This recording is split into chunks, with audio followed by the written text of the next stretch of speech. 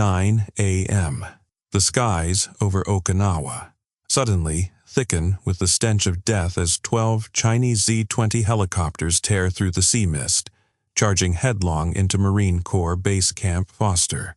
180 PLA Special Forces, the self-proclaimed elite, grip their weapons fueled by the delusion of a lethal strike that would shatter the American military heart in the Pacific. They believe in the element of surprise. They believe in the perfect dragon strike plan, meticulously drafted in cold, distant briefing rooms. But the reality is a blistering slap to that arrogance. Below them, 600 barrels of United States Marines have already flipped their safeties. Radar systems have been locked on from 70 kilometers away. F-15 squadrons are idling on the runway, hungry for the kill. In the next 31 brief minutes, this entire force will be completely wiped off the face of the earth. No survivors. Not a single helicopter will ever taste the sky again. This is not war. This is a public execution for anyone daring to challenge the absolute dominance of the USMC. Brace yourselves, because you are about to witness the most horrific 31 minutes any military force has ever endured. This is not a movie. This is Operation Fortress Defense.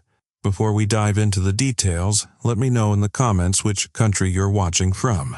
Now, let's get to it. Turn back the clock 72 hours before the carnage began. Inside a smoke-filled room reeking of complacency at the PLA Eastern Theater Command, a wild dream titled Operation Dragon Strike was officially sanctioned. General Zhang Wei, a man who spent his life staring at maps instead of facing the business end of a rifle, stood before the Central Military Commission to paint a utopian scenario. His objective, nothing less than uprooting the United States Marine Corps presence in Okinawa. A grand ambition, yet built upon a catastrophic foundation of ignorance. Beijing believed they could achieve what no one had dared in over 70 years. A direct assault on an American military installation on Allied soil. The strategic minds there assumed that just 12 Harbin Z-20 helicopters and 180 volunteer Special Forces operators would be enough to bring the American empire to its knees. They called it a surgical strike, but in reality it was a one-way ticket to hell. The plan was audacious to the point of insanity.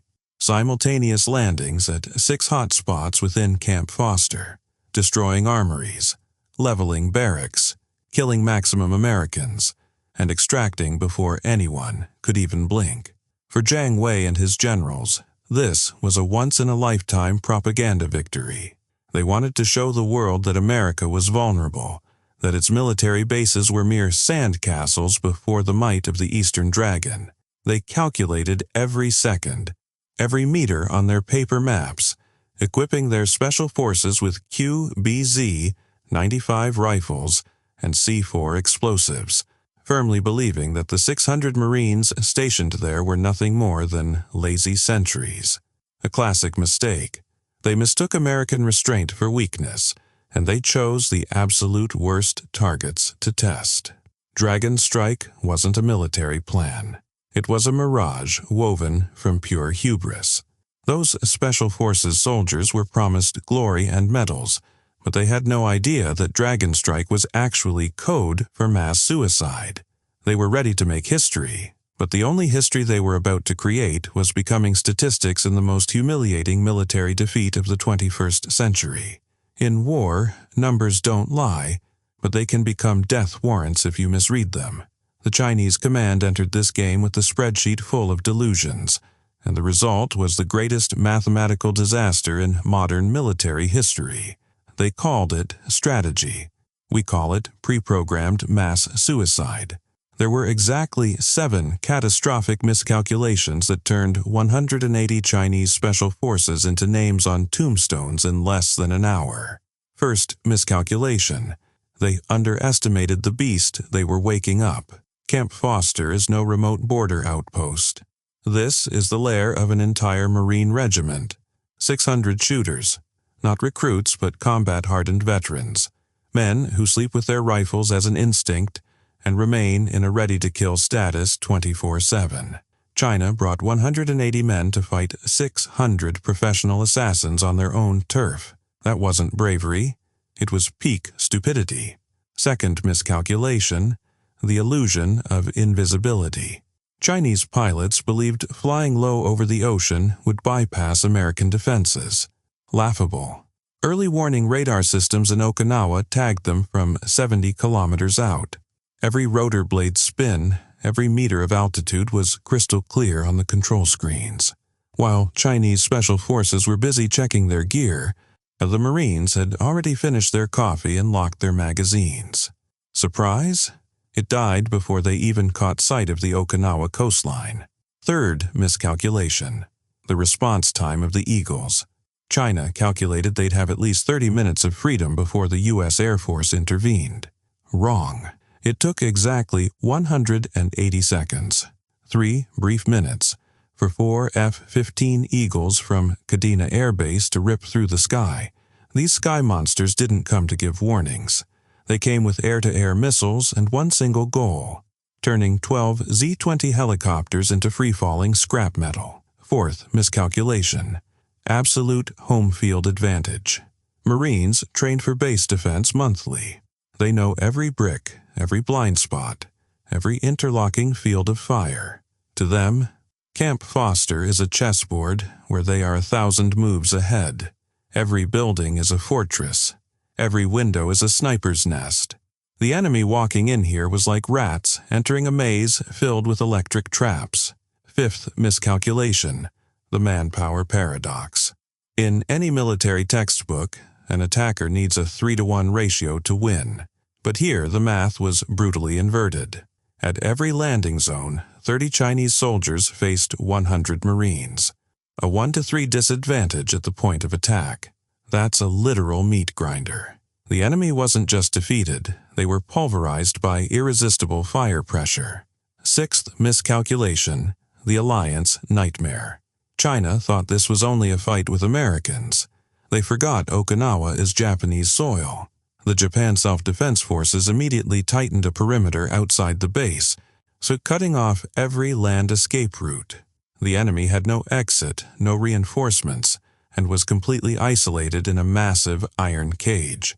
And the seventh, the ultimate miscalculation. Never provoke a Marine. You are fighting the most aggressive and lethal infantry on the planet on their own home ground. When you fire at one Marine, you are fighting 600 of his brothers. There is no pity, no quarter. China brought a plastic knife to a machine gun fight, and the price was total annihilation. 9:20 and 30 seconds a.m. The moment of truth has arrived. 12 Z-20 helicopters touched down simultaneously across 6 different landing zones within the perimeter of Camp Foster. The doors slid open and 180 Chinese special forces jumped out, convinced they were starting a new chapter in history. But the reality, they had just stepped directly into the throat of a firepower beast that was starving. 31 minutes of pure hell on Earth had officially begun. At LZ Alpha, the barracks, as 2 helicopters landed, 30 PLA shooters rushed out to storm the building. They expected sleeping Americans. Instead, they were met with a rain of lead from 100 USMC shooters pre-positioned on windows, balconies, and rooftops. M4 rifles shrieked and M249 SAWs hammered out terrifying bursts. Within the first 60 seconds, 15 Special Forces operators were turned into lifeless husks. The survivors huddled in terror behind the helicopter fuselages, but that was a fatal mistake. An AT-4 rocket fired by Lance Corporal Davis turned the Z-20 into a massive fireball, incinerating any hope of retreat. LZ Alpha was cleared in exactly 3 minutes. Not a single invader was left breathing. At LZ Bravo, the armory, this was the ultimate objective, and where China tasted its most bitter defeat. Before 30 special forces could even orient themselves, 2 Javelin missiles streaked through the air with bone-chilling velocity, instantly turning both helicopters into scrap metal. The explosions shook the very earth. 50 Marines surged out like ghosts from the shadows, executing a brutal close-quarters counter-assault.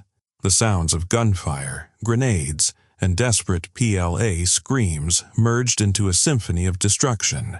The result, 30 Special Forces annihilated.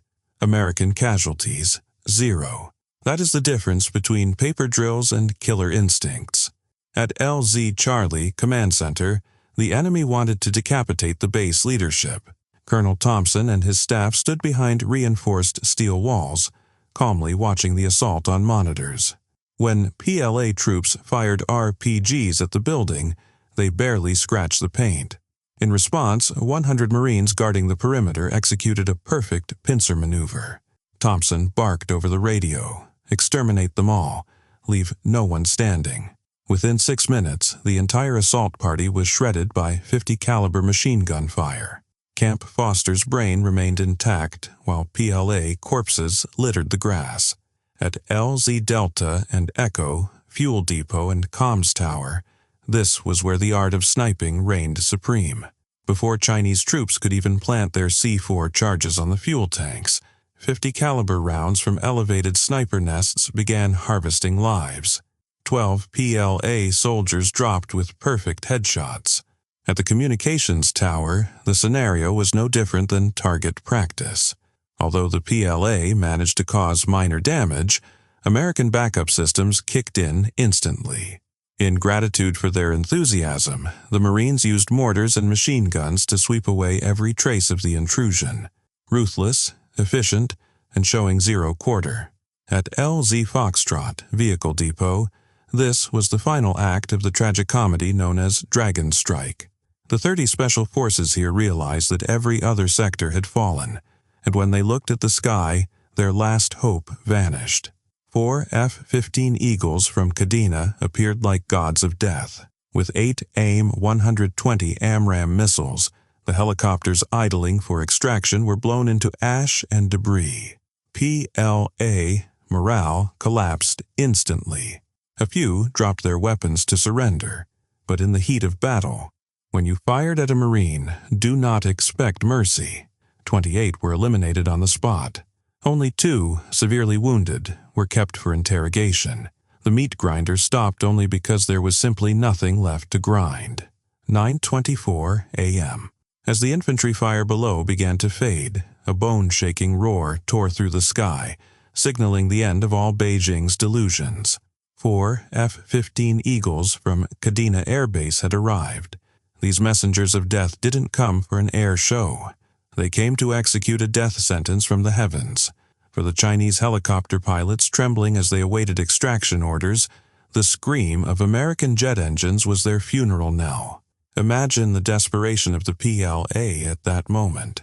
They looked at their Z-20S, the pride of China's defense industry, sitting motionless on the ground like sitting ducks, and above them, the F-15S circled like hungry eagles. The F-15 flight lead crackled over the radio. Targets locked, weapons free. 8 AIM-120 AMRAAM missiles were launched simultaneously. This wasn't a dogfight. It was high-tech carnage. Each missile was a statement of absolute dominance. Earth-shattering explosions rocked LZ Echo and Foxtrot. The 8 remaining helicopters were vaporized into tens of thousands of metal shards in an instant. Those pathetic Z-20S didn't even have a chance to gain altitude, let alone escape. Thick, black smoke billowed, obscuring the morning sun, leaving a cruel message for the surviving special forces below. There is no way back, there are no reinforcements. You have been abandoned by your motherland in a suicide mission with no exit. The arrival of the F-15S didn't just destroy hardware. It uprooted the last remaining will to fight in the invaders. Seeing their only means of extraction turn into blazing infernos, the men who once boasted of being elite special forces were now nothing more than wretched souls waiting for the end. This is the price of challenging American air superiority. When the eagle takes flight, the dragon is nothing more than a reptile crawling on the ground waiting to be crushed. The road home is closed, and hell has officially opened its doors for these uninvited guests from the mainland. 9:30 a.m. While the grounds of Camp Foster still reeked of gunpowder and the rotting corpses of invaders, Colonel Thompson had no intention of settling for a mere defensive victory. For the Marines, defense is simply the precursor to a more devastating annihilation. An urgent retaliation request was flashed to Indo-PACOM and authorized instantly. With a single command, crush the enemy's capacity to escalate. Let the world watch closely, for this is how America responds when one of its bases is touched. By 9:35 a.m., 20 F-15E Strike Eagles, literal trucks of death, appeared in the skies off the Chinese coast. They didn't bring meaningless diplomatic warnings. They brought 80 GBU 39 small-diameter bombs, precise to the centimeter. 6 critical PLA military installations, the very nerves and sinews of this insane assault, were now locked in the crosshairs of the enraged Eagles. Target 1, the helicopter base where those 12 Z-20S took off with Beijing's delusions. 16 GBU-39s plummeted, ripping through hangars, cratering runways into useless pits, and causing the control tower to collapse like a sandcastle. Target 2, the Eastern Theater Command Headquarters. The Strike Eagles delivered a bloody message directly into the command bunker. Communications were severed, and the masterminds of the assault were left crawling under the ruins of their own making. The remaining 4 supporting bases fared no better. Ammunition depots detonated into miniature mushroom clouds. Barracks were flattened, and every Special Forces training facility was reduced to scorched earth. A total of 80 precision bombs were released. 0 errors, 0 collateral damage, only calculated destruction. In less than 15 minutes, America sent a bill paid in fire and steel directly back to the mainland. The message was crystal clear. If you dare burn our house in Okinawa, we will incinerate your entire neighborhood in China. This wasn't just retaliation. This was the total erasure of the will to invade. 9:51 a.m. Exactly 31 minutes since the first helicopter touched the ground. Operation Fortress Defense officially comes to a close. Black smoke still billows from the landing zones, but the guns have fallen silent at Camp Foster. A chilling silence has returned, broken only by the rhythmic crunch of Marine boots clearing the battlefield. Look at this scoreboard and engrave it in your mind as a lesson in pure stupidity. 180 Chinese Special Forces, the supposed elite of the PLA, have been completely neutralized. 178 corpses scattered. 2 severely wounded captives. 12 modern Z-20 helicopters are now nothing but charred piles of scrap metal.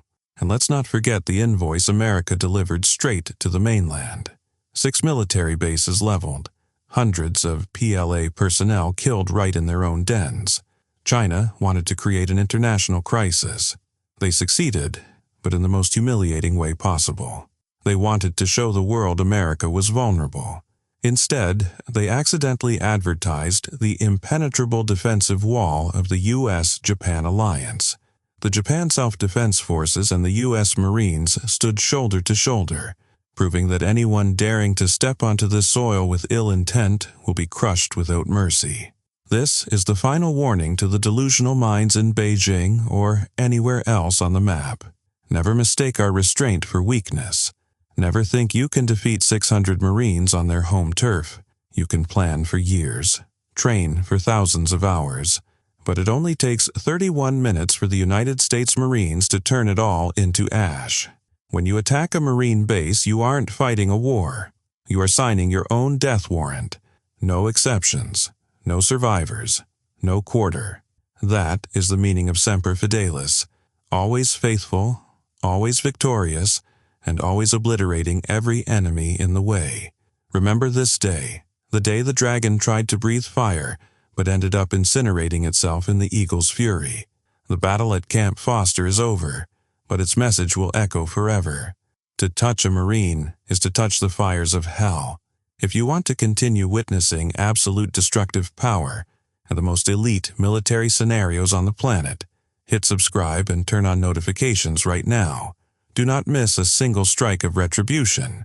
What do you think? Could any military force successfully assault a U.S. Marine base and survive?